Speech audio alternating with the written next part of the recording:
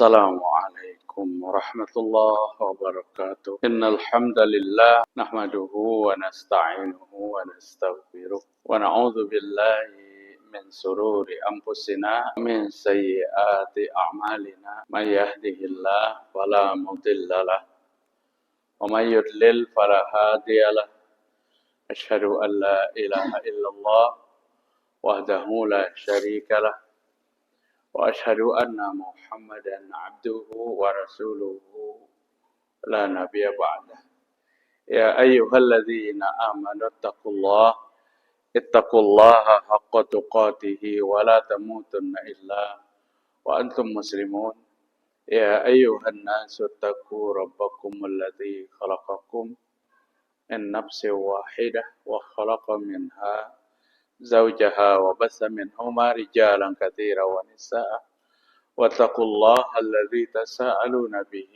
والأرحام إن الله كان عليكم رقيبا أما بعد.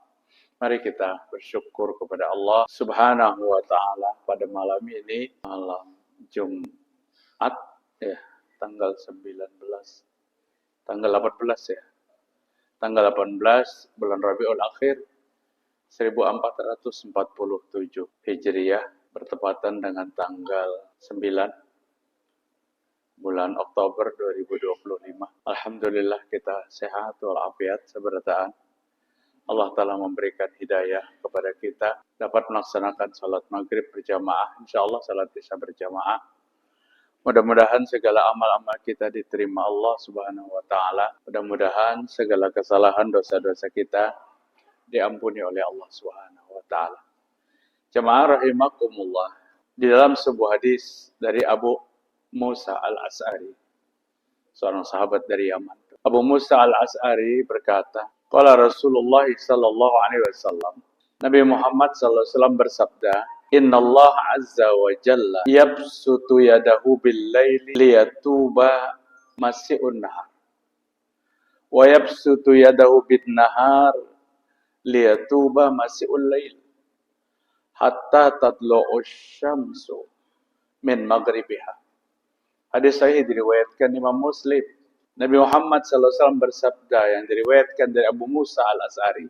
Apa kata Nabi? Innallaha azza wa jalla, sungguhnya Allah yang maha besar dan yang maha mulia, yabsutu yadahu, membuka kedua tangannya di malam hari. Maksud malam itu ba'da maghrib. Allah membuka tangannya di malam hari. Liyatuba masi'un nahar, untuk menerima taubat hambanya yang bersalah pada siang hari. Kemudian wayabsutu yadahu bin nahar, Allah membuka kedua tangannya pada siang hari setelah terbit matahari pagi hari. Liyatuba masi'ul lail, untuk menerima taubat hambanya yang bersalah pada malam hari.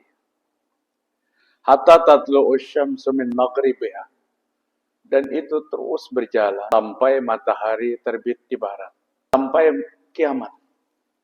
Matahari terbit di barat itu kan tanda dekatnya sudah hari kiamat.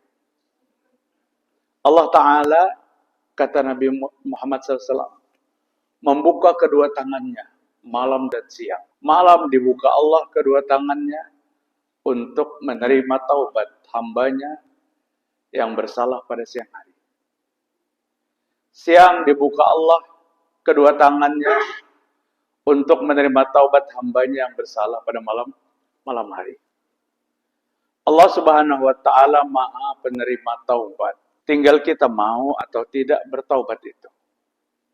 Dan taubat ini milik semua. Milik bapak-bapak, milik ibu-ibu, milik orang dewasa, orang tua. Semuanya bertaubat. Dan taubat jangan pernah terlambat.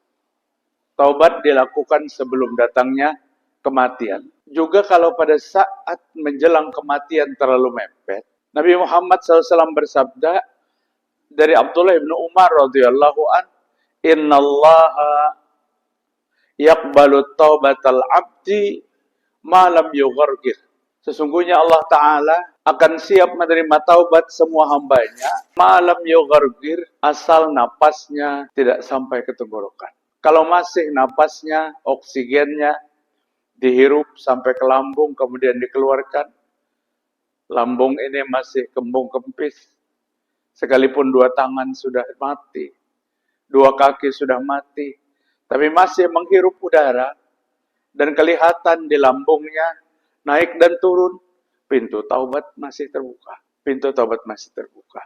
Nabi Muhammad SAW mengatakan, pintu taubat itu tertutup pada saat napasnya sampai ke tenggorokan. Lambungnya tidak lagi kelihatan naik dan turun, menghirup udara.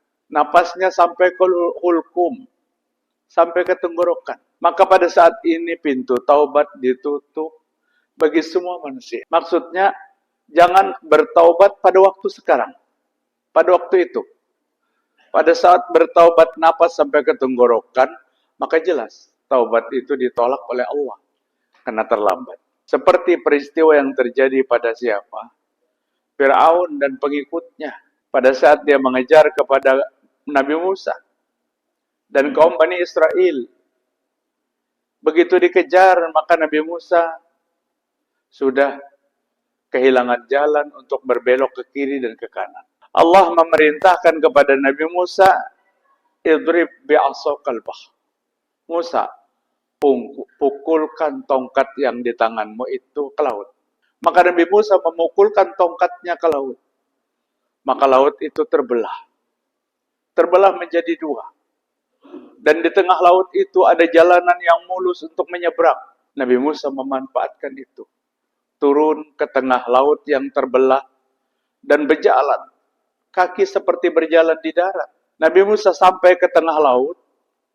Fir'aun ada di pinggir laut. Melihat Nabi Musa berjalan, kemudian Fir'aun mengejar lewat jalan yang disiapkan Allah untuk Nabi Musa. Dan Nabi Musa sampai ke pinggir laut sebelah, ke tepi laut sebelah. Fir'aun ada di tengah-tengah laut.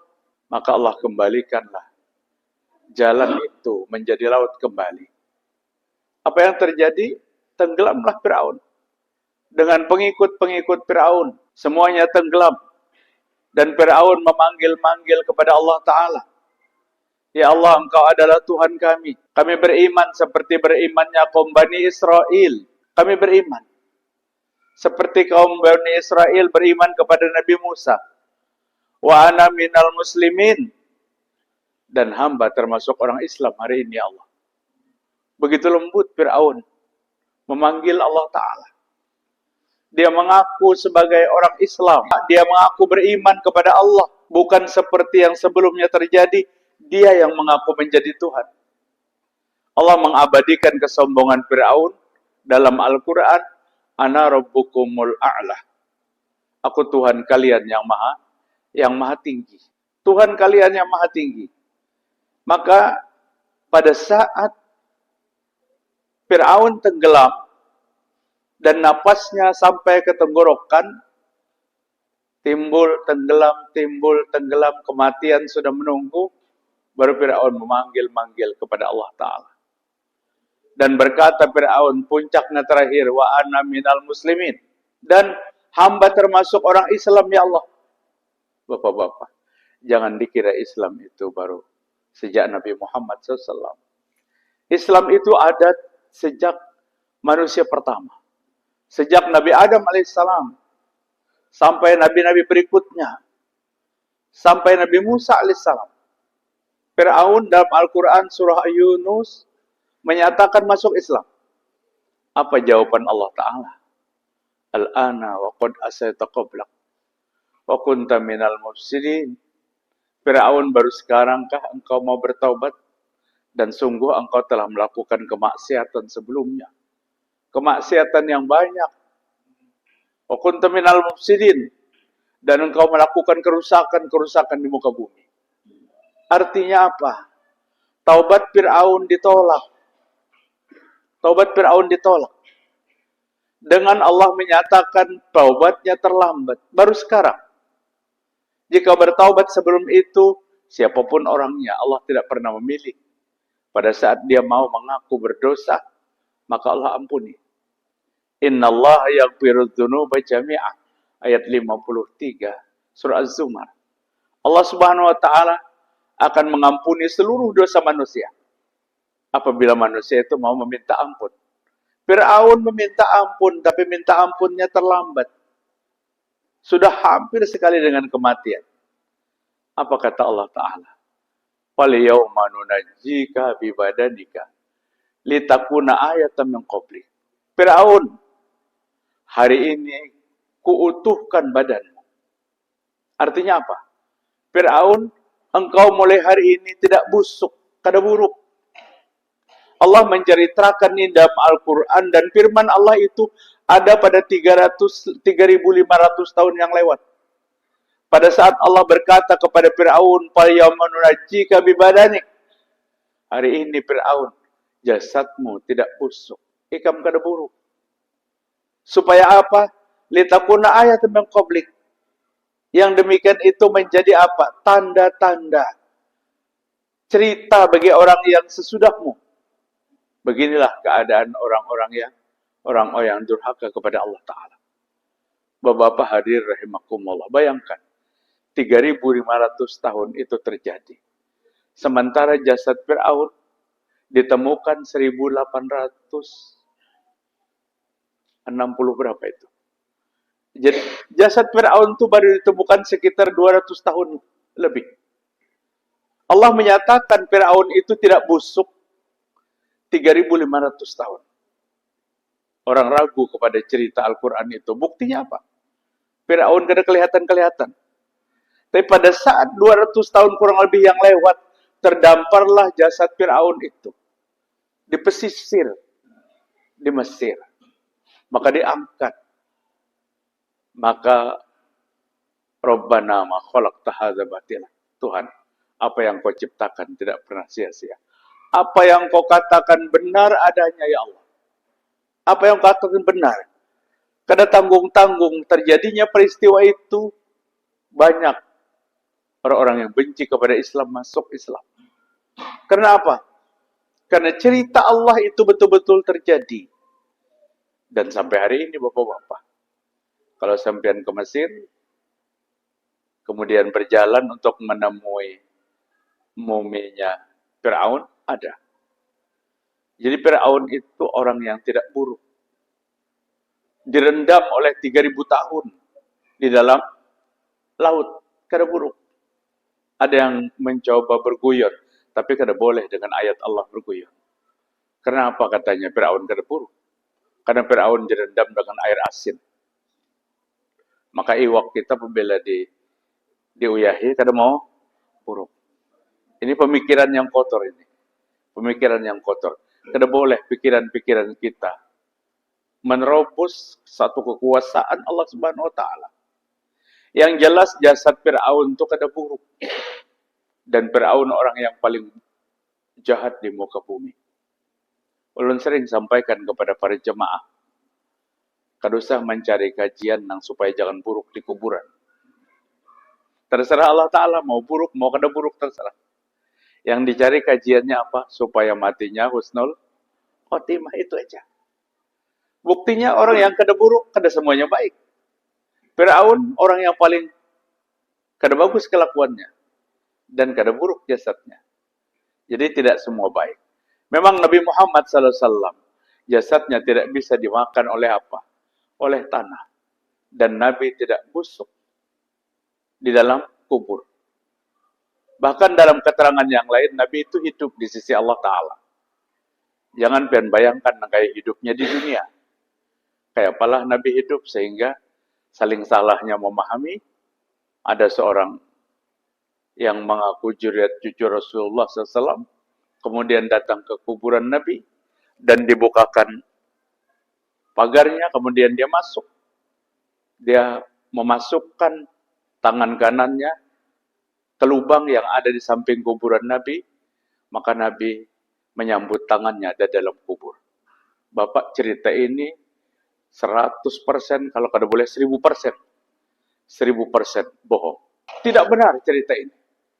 Dia mulai membayangkan kehidupan itu seperti kehidupan di dunia. Ini kekeliruan akidah kita hari ini. Oh, para ulama itu hidup dalam kubur. Mungkin benar. Tapi hidup di sisi Allah Ta'ala, dan memberi rezeki, diberi rezeki oleh Allah Ta'ala. Bukan seperti kehidupan kita. Pada saat kita membayangkan dan menerjemahkan ayat itu, yang Allah menyatakan hidup di kubur, tapi kita menerjemahkan seperti hidup di dunia, terjadi kekeliruan paham, kesalahan paham dalam menerjemahkan agama. Tidak buruk, benar. Hidup di sisi Allah, benar. Mendapat rezeki dari Allah, benar. Tapi tidak seperti di dunia mendapat rezekinya. Apa? Makan 3 kali sehari, pagi, siang, sore. Tidak seperti itu. Di sisi Allah dan rezekinya Allah yang menentukan. Itu di antara kehidupan orang-orang yang beriman. Dengan ayat ini kesalahan, kekeliruan dalam menerjemahkan. Sehingga begitu dia datang ke kuburan orang yang dia kagumi atau ulama, maka dia berdiskusi. Dia bicara. Datu, itu pertanyaan ibu-ibu. Pasti ibu-ibu ingat. Hari Rabu 2 minggu yang lewat, ada ibu-ibu yang bertanya di Masjid Al-Jihad. Apa pertanyaannya? Ustadz, ulun hendak berjual tanah katanya. Hendak berjual tanah. Bolehkah ulun hendak berjual tanahnya? Lebih dulu ulun minta bantuan kepada kuburan tuan guru dan ulun ziarah. Kata ibu-ibu. Polos pertanyaannya. Kemudian datang ke kuburan Datuk, guru, bantu ulun hendak berjual tanah. Kalau tanah ulun laku, karena ulun datang lagi ke sini. Ini penerjemahan yang keliru tentang apa? Kehidupan orang di kubur. Tidak bisa diajak berdiskusi. Apalagi ziarahnya sebelum umrah, sebelum haji. Kemudian diambil beberapa biji batu di kuburan itu. Ini Datuk, batu di kuburan pian ulun bawa. Ulun bawa ke tanah haram. Nanti digantikan dengan batu-batu di tanah haram.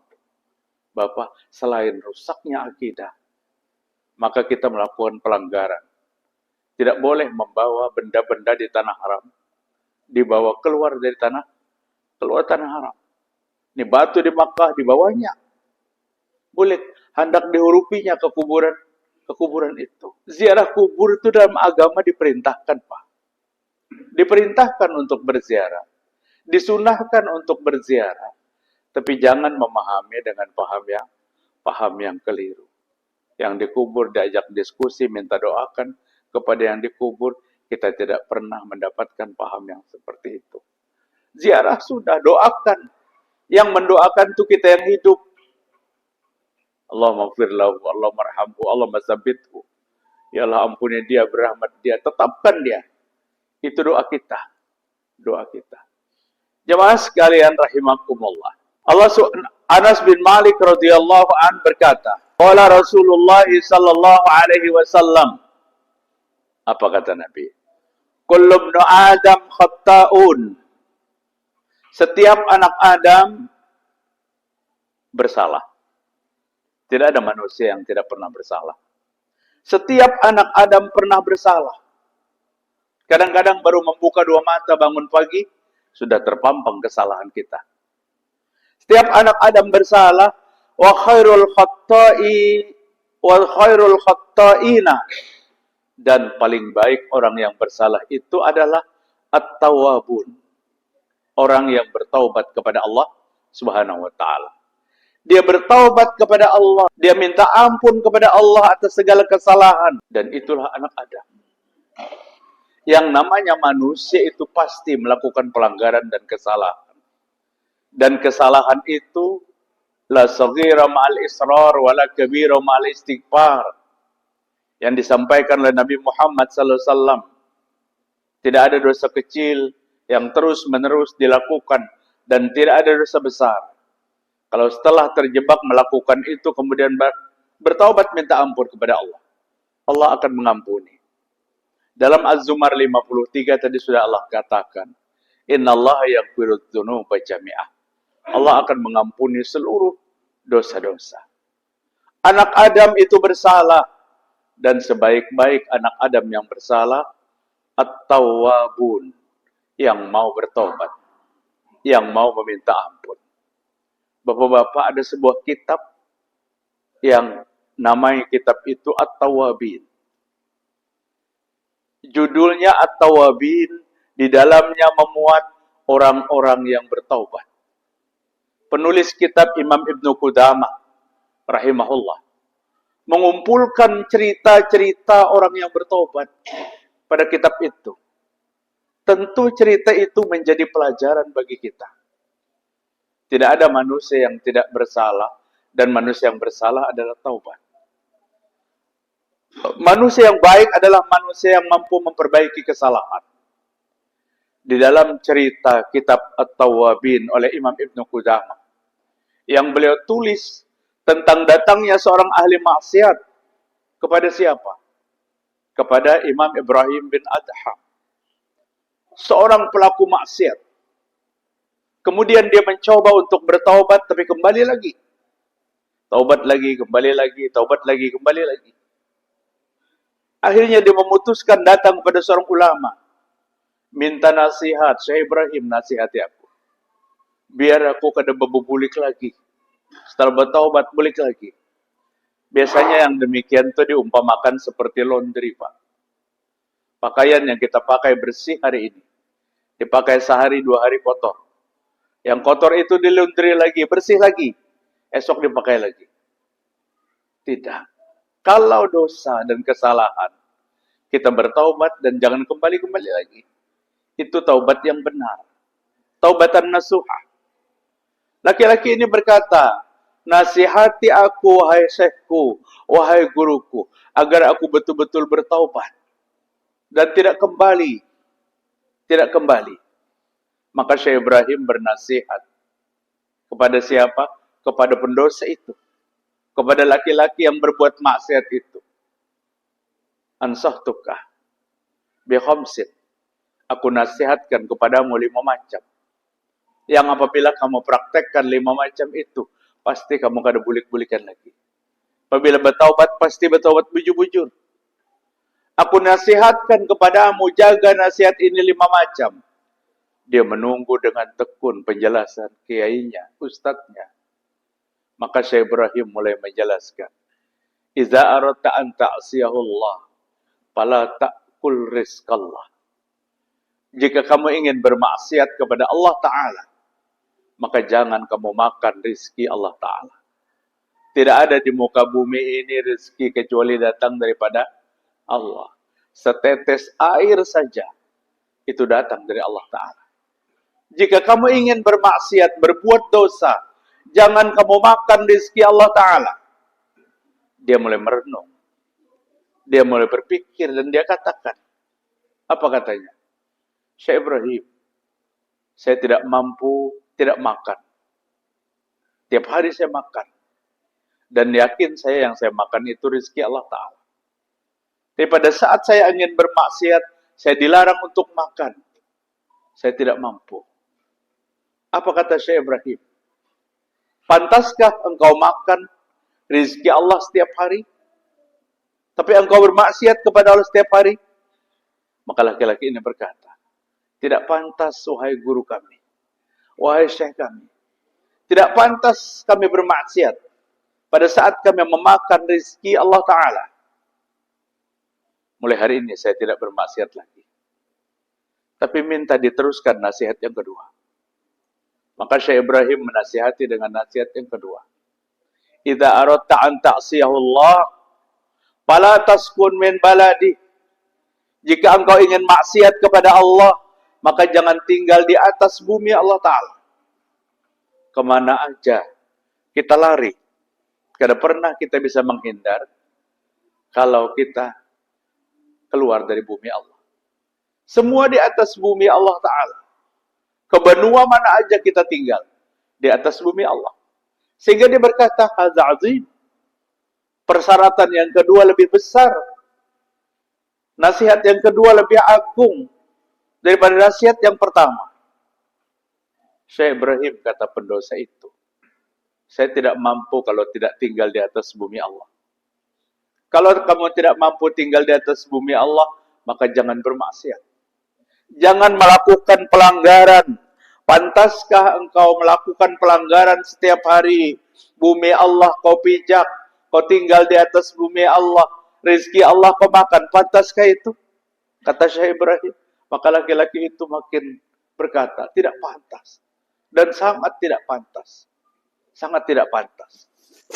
Maka kata Syekh Ibrahim, tinggalkan maksiat itu. Kalau kamu ingin tinggal di atas bumi Allah Ta'ala, maka dia mengiyakan. Dia tidak akan maksiat lagi. Dan Syekh Ibrahim meneruskan nasihatnya. Nasihat yang ketiga. Idza aradta an ta'siyahullah fanzur mawdi'an la yaraka. Jika engkau berkeinginan untuk bermaksiat kepada Allah, maka carilah tempat yang tidak pernah ada yang melihat. Di mana orang kada melihat, silakan melakukan kemaksiatan. Sekalipun dia ahli maksiat, tapi dia berpikir, apa di muka bumi ini yang tidak dilihat? Bolehlah terlindung dari pandangan manusia. Tapi pandangan Allah tidak pernah terlindung. Pandangan Allah menembus dinding. Pandangan Allah melihat ke dalam relong-relong hati manusia. Berarti setiap aku bermaksiat dilihat oleh Allah Ta'ala. Maka kada mampu aku mencari tempat yang kada ada yang melihat. Kalau manusia tidak melihat, atas apa? Atas dosa yang kulakukan. Tapi Allah tidak pernah tertutup. Allah selalu melihat dari dosa itu. Kata Syekh Ibrahim, pantaskah kau bermaksiat? Sementara Allah menatapmu, Allah melihatmu, Allah memandangmu. Tidak malukah kamu dengan Allah Ta'ala? Laki-laki ini makin kuat hatinya untuk bertobat. Syekh Ibrahim, saya tidak bermaksiat lagi. Tapi teruskan nasihat yang keempat. Maka Syekh Ibrahim berkata, jika engkau ingin bermaksiat terus. Maka waktu kamu bermaksiat itu datang malakal maut. Mau mencabut nyawamu. Mau menjadikan kamu mati pada hari itu. Dan kamu katakan kepada malakal maut, malakal maut, tunda dulu akhir nih. Tunda dulu kematianku. Karena aku sedang bermaksiat. Nanti cabutlah nyawaku setelah aku tidak bermaksiat. Mampukah itu kamu katakan kepada malakal maut? Laki-laki yang ingin bertaubat ini berkata tidak mampu. Karena malakal maut tidak pernah menunda tugasnya. La yastakhiruna sa'atan wa la yastaqdimun. Tidak pernah ditunda sedikit pun. Dan tidak pernah didahulukan. Malakal maut daripada mati-mati jua, minta berdahulu 3 hari. Atau malakal maut, tundalah dulu kematianku. Tidak bisa. Karena malakal maut itu tepat waktu dalam mencabut nyawa atas perintah Allah Subhanahu wa Ta'ala. Kemudian dia menasihati yang kelima. Jika nanti pada hari kiamat, malaikat Zabaniyah menjemput orang-orang yang bermaksiat seperti kamu. Dan dimasukkannya ke dalam neraka. Mampukah kamu melawan, menolak jemputan malaikat Zabaniyah itu? Laki-laki ini langsung menggelengkan kepala. Tidak mampu, wahai guruku. Zabaniyah itu malaikat yang ganas. Telunjuknya aja diturunkan ke dunia, maka orang di dunia mati. Kenapa? Saking ganasnya. Kada pernah memberikan pengampunan kepada orang yang berdosa. Dia jemput, dia masukkan ke neraka, dia jemput, dimasukkan ke neraka. Maukah aku maksiat, kamu maksiat? Maka laki-laki tadi berkata, tidak wahai Syekh, saya tidak bermaksiat lagi. 5 nasihat ini menyadarkan seorang pelaku maksiat. Imam Ibnu Qudamah mencatat di bawah cerita itu, bahwa berjalan kehidupan laki-laki ini tidak terlalu lama setelah itu. Tapi setelah itu dia penuh dengan taubat kepada Allah, minta ampun kepada Allah. Dan dia mati dalam keadaan dia sedang bertaubat kepada Allah Subhanahu wa Ta'ala. Jamaah sekalian rahimakumullah. Tubu ilallahi taubatan nasuha. Bertaubatlah kepada Allah dengan taubat yang sebenarnya. Dengan taubat yang sebenarnya. Dalam sebuah diskusi dari Abu Dzar Al-Ghifari radhiyallahu anhu, Nabi Muhammad SAW bersabda, qala Allah Ta'ala azza wa jal, ya ibadi innakum yukhti'un bil-laili wan nahar. Kata Allah Ta'ala. Wahai hambaku, engkau itu pelaku kesalahan malam dan siang. Engkau terus melakukan kesalahan malam dan siang. Wa ana aghfaruz dzunuba jami'a. Aku adalah yang mengampuni semua dosa-dosa. Fastaghfiruni, minta ampunlah kepadaku. Minta ampunlah kepadaku. Aku Maha Pengampun. Pengampunanku lebih luas dari semua dosa-dosa manusia yang ada di muka bumi ini. Jemaah sekalian, dan Allah Ta'ala sangat senang kepada orang yang bertaubat. Allah sangat senang kepada orang yang minta ampun. Lau annal ibadu lam yuznibu la khalaqallahu khalqa yaznibun summa yaghfira lahum. Hadis diriwayatkan Imam Al-Hakim bil Mustadrak, dan hadis ini disahihkan oleh Syekh Nasiruddin Al-Albani.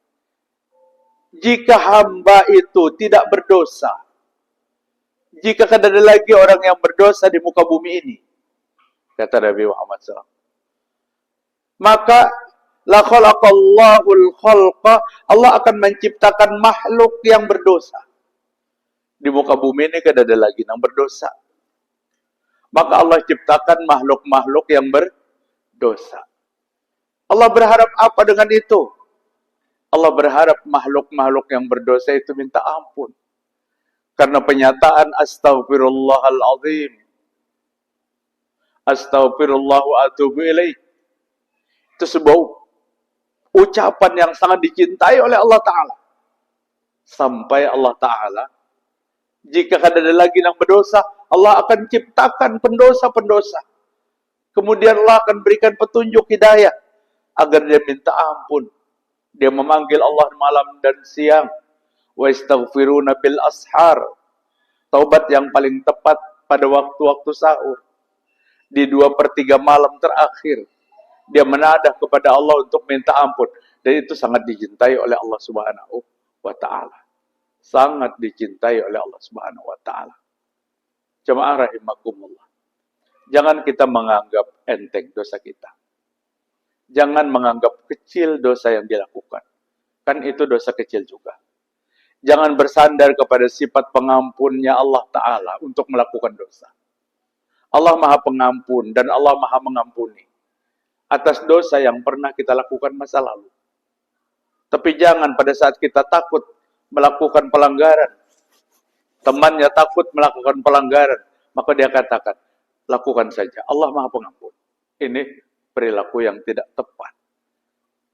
Allah Maha Pengampun itu diucapkan pada saat dia memohon pengampunan atas dosa-dosa yang telah lalu. Jamaah rahimakumullah. Di dalam sebuah hadis yang sahih oleh Syekh Nasiruddin Al-Albani, Rasulullah sallallahu alaihi wasallam bersabda, "Innallaha hujibatit taubah ala sahibi bid'atin." Allah menutup pintu taubat kepada pelaku-pelaku yang mengatasnamakan agama, padahal bukan bagian daripada agama. Imam Sufyan Ats-Tsauri berkata, syaitan itu lebih suka kepada pelaku orang yang melebih-lebihkan dalam agama daripada pelaku kemaksiatan, penjudi, pencuri, pemabuk. Itu lebih Allah cintai yang melakukan tambahan-tambahan di dalam agama ini. Kenapa? Karena mereka tidak mau taubat. Apa yang dilakukannya dikiranya ibadah. Dikiranya ibadah yang terbaik, padahal itu bukan ibadah. Dan taubat tidak pernah dilakukan. Kalau pemabuk, penjudi, suatu saat dia sadar dan dia minta ampun kepada Allah Subhanahu wa Ta'ala. Jemaah sekalian yang dapat ulun simpulkan pada kajian kita malam hari ini, taubat adalah milik kita semua. Jangan enggan yang muda dan jangan melemparkan kepada yang tua. Nang tua-tua itu bawa tanah sedang taubat. Semua kita bawa tanah di dunia ini. Apabila disampaikan kebaikan, jangan pernah kita tolak. Dari siapapun yang menyampaikan kebaikan itu. Kadang-kadang ada sifat apa? Sifat mengagung-agungkan seseorang. Kalau dia tidak menyampaikan, kalau dia menyampaikan, berbenturan dengan agama sekalipun, berbenturan dengan hadis sekalipun, maka hadisnya tidak dipakai.